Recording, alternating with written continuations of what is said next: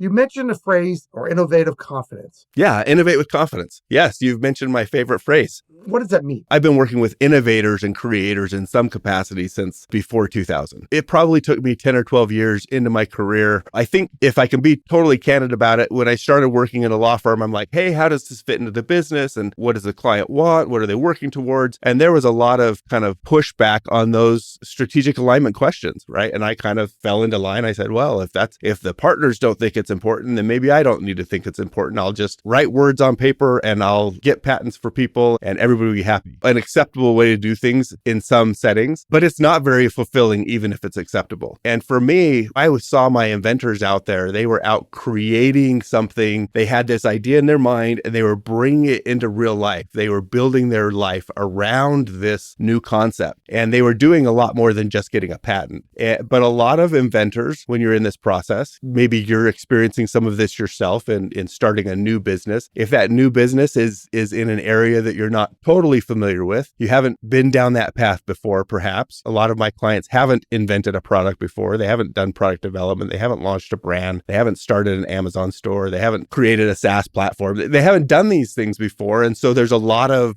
questions around what happens. If you take kind of that first 10 years of my practice, where I think there was a lot of desensitization happening, the way that lawyers maybe are prone to do or taught to do, I came to a point where I said, I need to do something that's more fulfilling, more aligned with my clients. And one of the things my clients need, they're all innovators, but I don't know that they're innovating with confidence. I don't know that they feel confident about the path they're taking, the decisions they're making. And so it became a goal of mine, maybe around 2010, 2012. I don't remember if there was an exact date, but it became a goal of mine to be a resource for innovators so that they could then do what they do with confidence. That's the origins of that phrase for me.